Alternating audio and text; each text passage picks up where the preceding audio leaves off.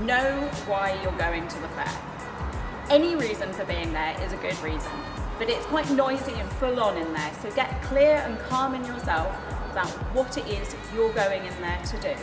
And if you need any support, the Disability and Dyslexia Service and Careers Service can help you. Just let us know in advance or flag one of us down on the day.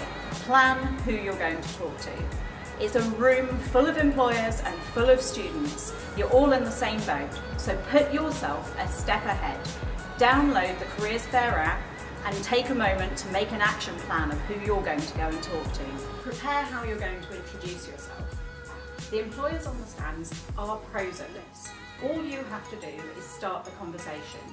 Think about what experiences you've had, what impression you want to convey, and what stories you can tell so that they'll get that impression.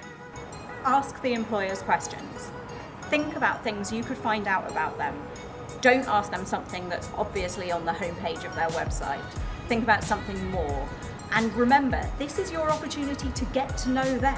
What is it you actually want to know about them? Remember to follow up.